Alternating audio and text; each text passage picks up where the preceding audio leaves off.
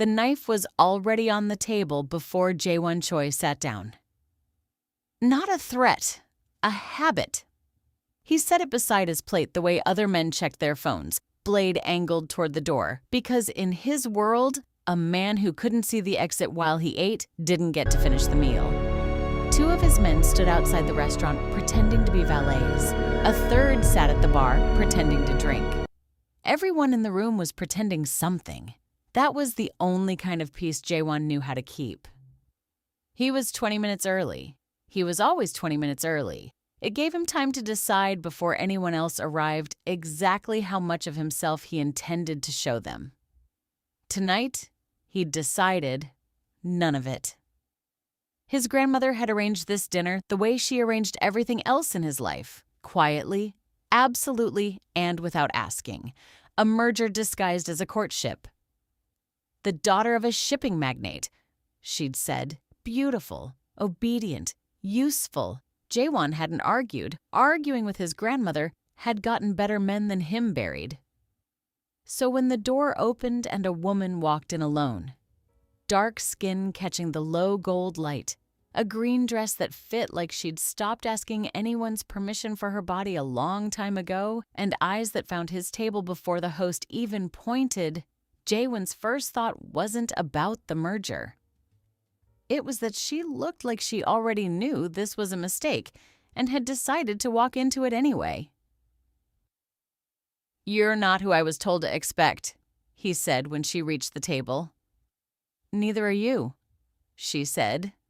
"I was told to expect a gentleman."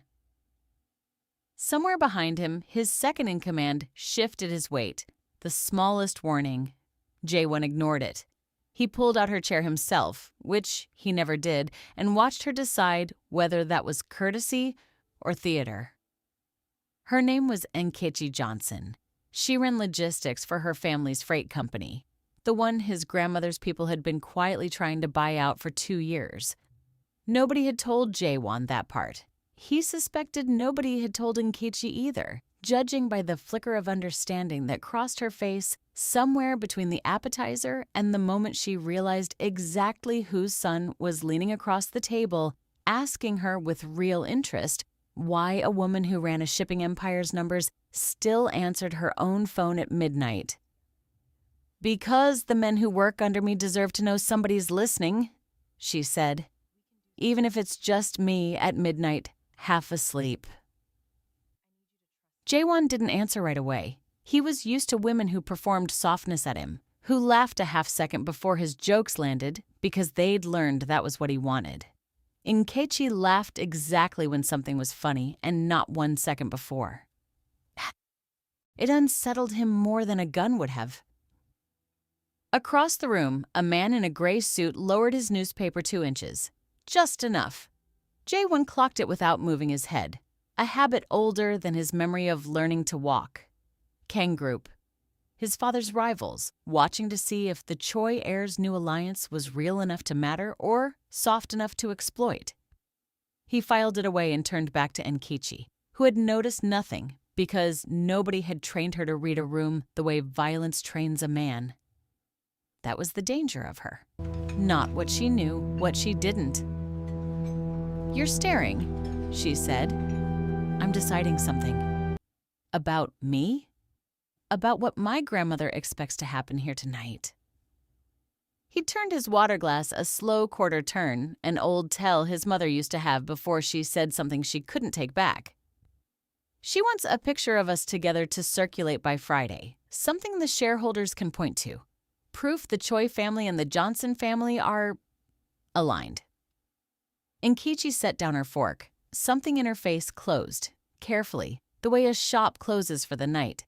Lights off one by one, nothing dramatic. So this is business. It was supposed to be. And now? He should have said nothing. He'd built a career on saying nothing at the exact moment it mattered most. But he looked at her, really looked, past the dress and the room and the man in the gray suit pretending to read, and he said the thing that would follow both of them for the rest of the night, the thing neither of them would be able to unhear. Now I think whoever briefed my grandmother on you left out the only thing worth knowing, which is that you'd have been the most interesting person in this room, even if you'd walked in wearing a burlap sack and told me to my face that this whole dinner was a joke somebody was playing on both of us. He held her eyes. I've sat across from 100 women my family picked out because they photograph well and stay quiet. I have never once, not one time, sat across from someone I was afraid of running out of things to ask. Nkechi's eyes went bright, too fast, too sudden. She looked down at the tablecloth like it had personally betrayed her. She'd walked in tonight already braced for the joke. She'd heard the rumors about Jaewon Choi's dates before, the ones who left in tears because he'd looked her up and down and said something cruel and cold in front of a full restaurant, because that was supposedly the family sport, testing which women could survive the humiliation and which couldn't. She had built a wall 3 years thick expecting exactly that. She had not built anything to survive this instead. "Excuse me," she said, and left the table before the first tear could fall in front of him. Jaewon sat alone with the knife beside his plate and the man in the gray suit watching, and felt, for the first time in longer than he could remember, like the most dangerous thing in the room wasn't the blade. It was how badly he wanted to go after her. If you're watching this in the middle of the night the way I write it, wherever you are, whatever city, whatever kind of tired, I see you, and I'm glad you're here for this one. He found her by the coat check, back to the wall, one hand pressed flat against her chest like she was holding something in. "I don't need you to fix it," she said before he'd said a word. "I just need a minute." "You can have the whole night." He kept his distance, 2 feet, maybe 3, close enough to be present, far enough not to crowd her. "I'm not going anywhere until you tell me to." "Why does that scare me more than if you'd just left?" "Because you were braced for me to be cruel," he said quietly. "And nobody prepares you for what to do when someone isn't." She looked up at him then, mascara smudged at the corner of one eye, and something passed between them that neither of them had a name for yet. Not attraction exactly, not yet, but the terrifying electric knowledge that they had each just seen the other person's real face by accident in a hallway that smelled like garlic and candle wax. Behind them, through the restaurant's front window, the man in the gray suit folded his newspaper, stood and made a phone call. Neither of them saw it. Both of them would pay for that eventually. For 3 weeks, nothing happened. That was the problem. Nkechi told herself the hallway conversation had been a fluke, a strange, charged accident born of bad lighting and a bruised week. She went back to her numbers, her freight manifests, the midnight calls from truckers stuck outside Busan. She did not think about a man who turned his water glass in slow, deliberate quarter turns. She thought about it constantly. Jaewon didn't call. Calling would have meant admitting to himself first and his grandmother second that the dinner had been anything other than business. So instead, he did something worse. He found reasons. The first reason was legitimate, a shipping delay at the Incheon terminal, containers held up in a customs dispute that happened to be exactly the kind of problem the Johnson family's local contacts could solve in an afternoon what his lawyers would take 3 weeks to untangle. He told himself it was efficient. He told his second-in-command, Minho, that it was strategic. Minho, who had known him since they were 14 and stealing cigarettes from Jaewon's father's desk drawer, said nothing and looked at him the way a man looks at someone lying badly to himself. "You could send an email," Minho said, the morning Jaewon put on the good coat for a meeting that didn't require it. "I could." "You're not going to." "No." The Johnson offices sat on the 11th floor of a glass building that smelled like coffee and cardboard. Nkechi was on the phone when he walked in, unannounced, and she held up one finger without looking. Wait. And kept negotiating a demurrage fee down by 4% with the calm, unhurried precision of someone who had never once needed anyone's help to survive a room. He waited. He watched her work. He decided, standing there in a coat that cost more than most people's monthly rent, that he had never found anything more attractive in his life than a woman who made him wait. "You didn't need to come in person," she said, hanging up. "I know." "Then why?" "Because emails don't tell me whether you've been sleeping," he said, and watched the question land somewhere under her ribs. "You look tired." "I look busy." "You look like a woman running a company by herself while her father recovers, and nobody's asked her how she's holding up in longer than she can remember." Nkechi's jaw tightened. She didn't cry this time. She'd promised herself she wouldn't give him that twice, but something in her posture softened by exactly 1 degree. The kind of shift only someone paying very close attention would catch. He was paying very close attention. Over the following 2 weeks, the visits became a rhythm, neither of them named out loud. He'd arrive with a legitimate problem to solve, and they'd solve it in 40 minutes and then find another 2 hours of reasons to stay in the same room. Coffee that went cold, a shared elevator ride that took the long way past every floor, a night they both stayed late and ended up eating dumplings out of a paper bag at her desk at 10 p.m. while she explained bill of lading law, and he listened like it was the most fascinating subject in the world, because when she talked about it, it was. He never touched her. Not once. Not her hand. Not her arm. Not the loose strand of hair that fell across her face when she leaned over a manifest and pushed it back herself, before he could decide whether he was allowed to. That restraint became its own kind of intimacy. Every inch of distance he kept was a decision. Visible. Deliberate. And Nkechi began to understand that a man like Jae-won Choi choosing not to take something was more dangerous to her heart than any man who simply took. "Why haven't you tried anything?" she asked him one night, half joking, mostly not. He considered the question with the same gravity he gave everything. "Because the first time I touch you, I want it to mean something neither of us can walk back from, and I don't think either of us is ready for that yet." That's a very controlled way to want someone. "I'm a very controlled man." "Are you, though?" She said it softly, watching his hand, which had gone still on the desk, knuckles pale. "Because right now you look like you're gripping that pen like it's the only thing keeping you in this chair." He set the pen down. He did not deny it. Across town, in an office with darker windows, the man in the gray suit, a Kang Group lieutenant named Sunwoo, laid 3 photographs on a table in front of a woman with a cold, patient face. Jae-won at the Johnson building twice.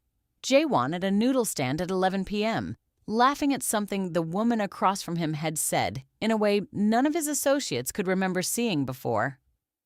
"He's not just protecting shipping interests," Sunwoo said. "No," the woman agreed, sliding the photos back into their envelope.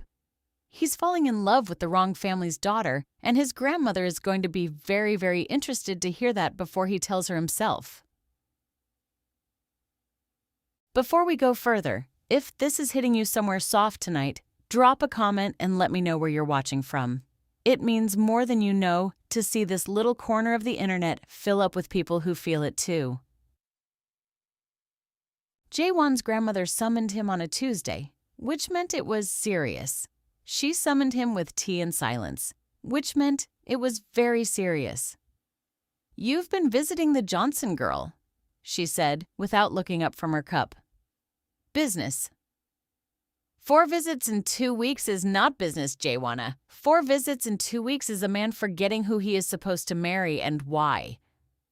"I haven't forgotten anything." "Then prove it." She finally looked at him, and her eyes held 60 years of a family built on knowing exactly when to cut something off before it costs too much. "The merger with the Yoon family closes next month. You will be photographed with their daughter at the Cheongdam Gala, publicly, and you will end whatever this is with the shipping girl before it becomes something the Kang family can use against us." Jae-won said nothing for a long moment. "And if I don't?" His grandmother set down her cup with a click that carried more weight than any shout. Then you'll learn, the way your father did, that this family doesn't lose people gently. It just loses them. He left without answering. He didn't need to. They both already knew he would go to the gala.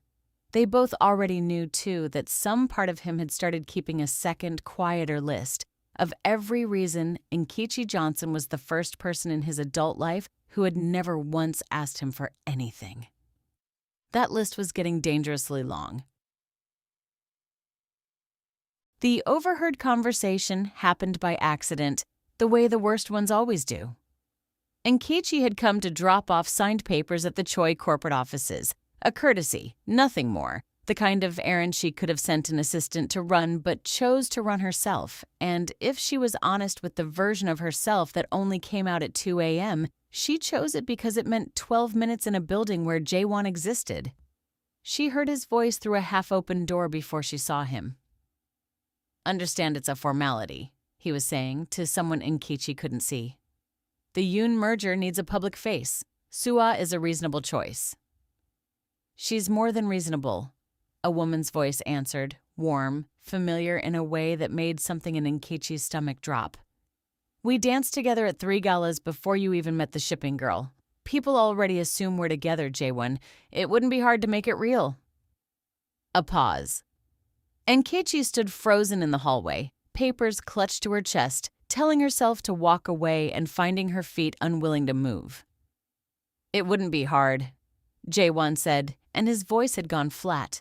Careful, the voice of a man choosing every word like it might be used against him later.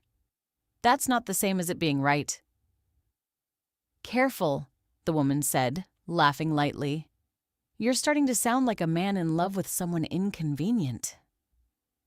Nkechi didn't wait to hear what he said next. She turned and walked out of the building so fast she left the papers with the front desk instead of his office. And she did not cry in the elevator. And she did not cry in the car. And she did not cry until she was home with the door locked and her back against it, sliding down to the floor the way she'd promised herself. 3 years and 1 humiliating public breakup ago, she would never let a man make her do again. She had heard exactly enough to understand the shape of things and not one word of the context that would have told her the truth. That Jaewon had said it wouldn't be hard about the optics, and that's not the same as it being right about the substance, and that somewhere in the sentence she never heard, he had told Sua plainly that he had no intention of making anything with her real. Not now, not ever, because his attention belonged somewhere else entirely. Nkechi didn't know any of that. She only knew what people usually know in the worst moments of their lives. Half the story, delivered at the worst possible angle, landing exactly hard enough to confirm every fear she'd walked into that first dinner already carrying. "You'd have been the most interesting person in this room." She'd let herself believe that.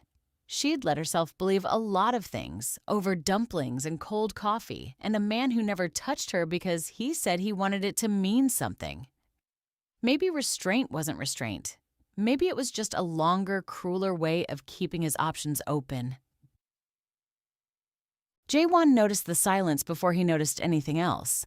4 days without a text, without a reason to visit the 11th floor, without the small, ordinary miracle of hearing her voice explain something to him like his attention was the most natural thing in the world to hold. He called. She didn't answer. He went to the office.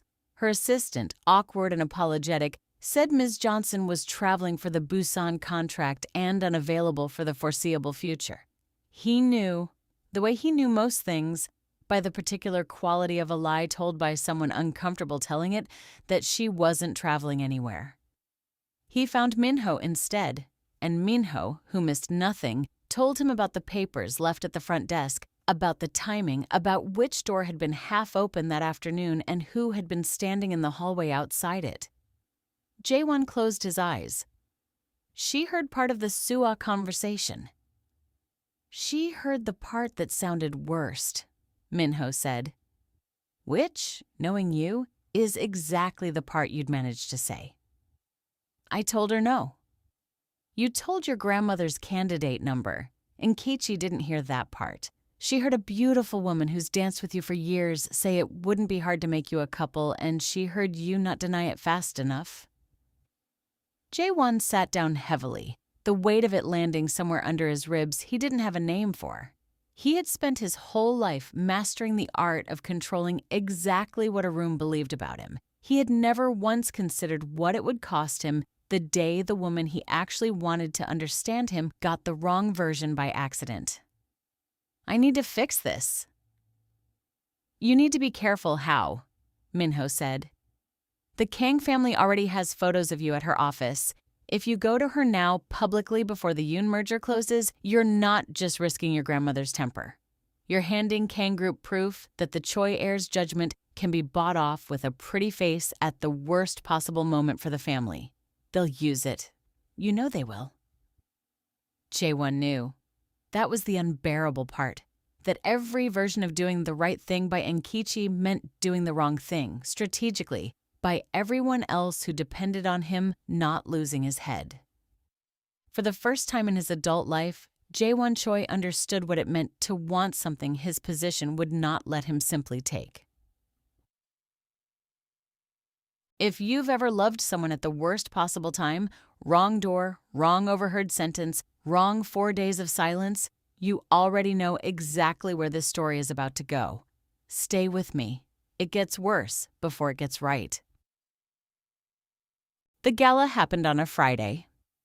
Enkichi wasn't invited, which was the point, and she told herself she didn't care, which was a lie so thin even she didn't believe it while she said it.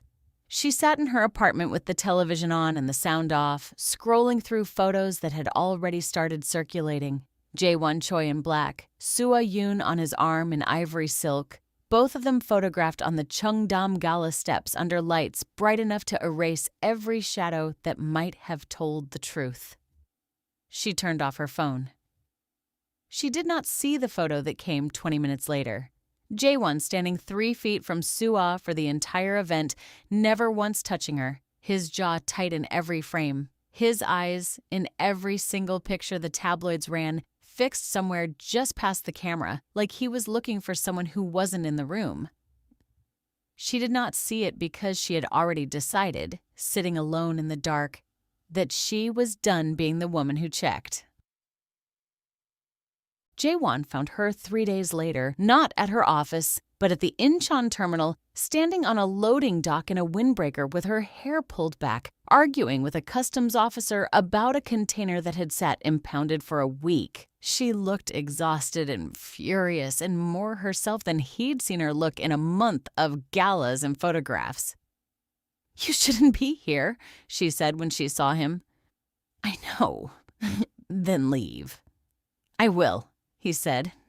"The second you tell me you actually want me to, and not the second you think you're supposed to." Enkichi turned fully to face him, arms crossed, the wind off the water pulling strands of hair loose from her ponytail.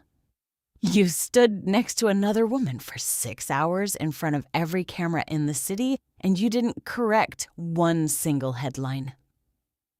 Correcting the headline would have handed Kang Group a weapon. "Against my family, the week before a merger my grandmother has spent a year building." It would have put a target on you specifically, not just on me.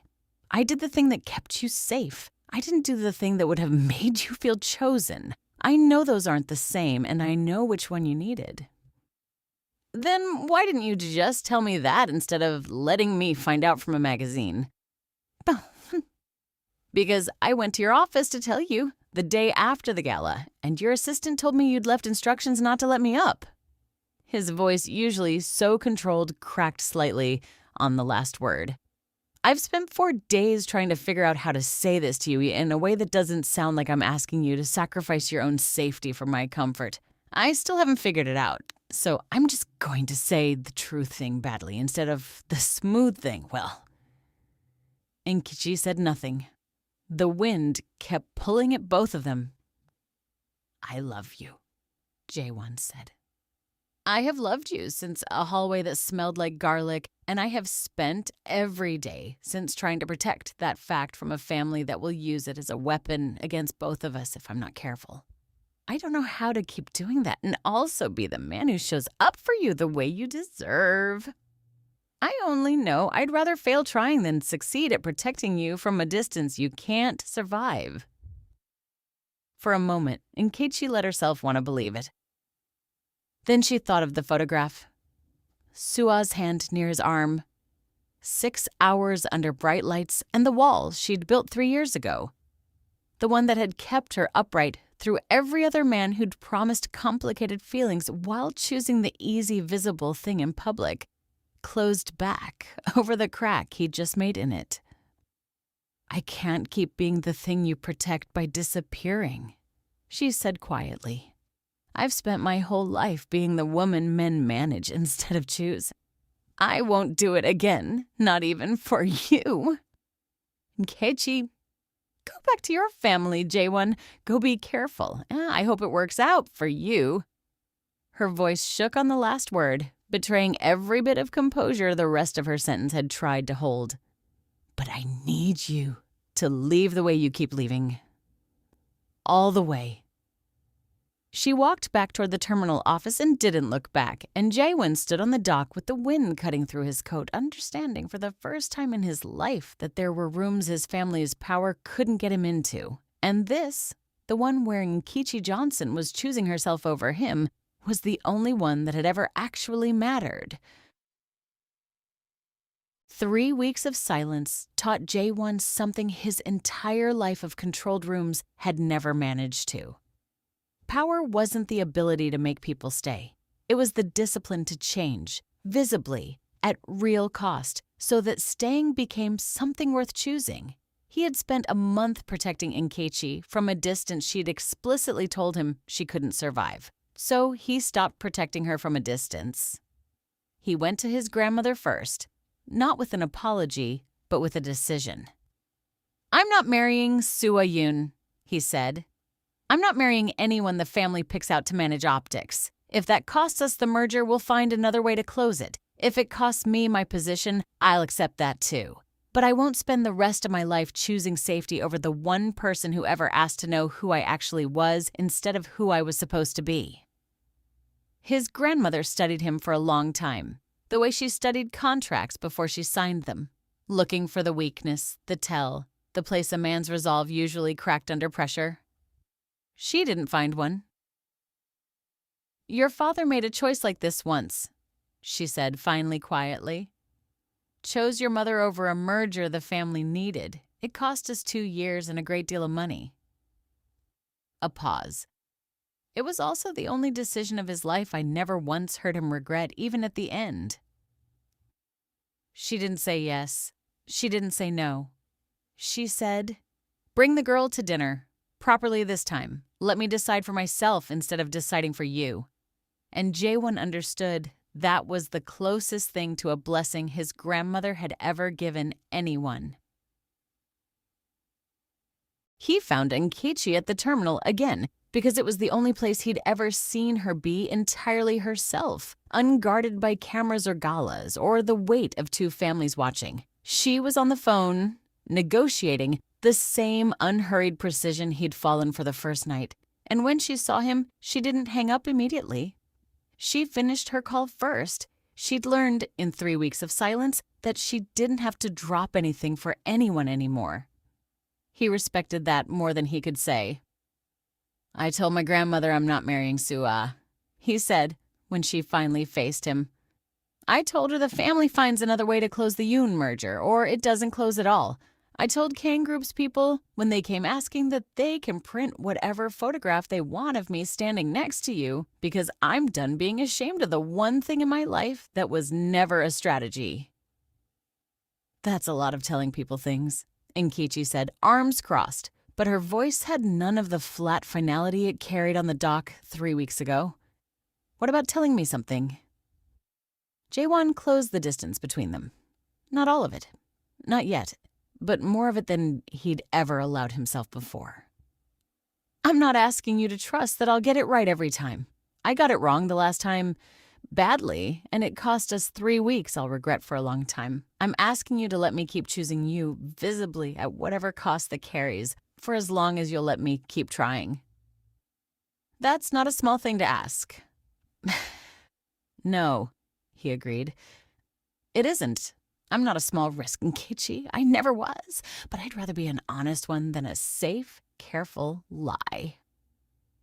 Nkechi looked at him for a long moment, at the man who'd once turned a water glass in slow quarter turns while deciding how much of himself to show her, who'd apparently decided, standing here on a windswept dock with nothing left to manage or protect, to show her all of it.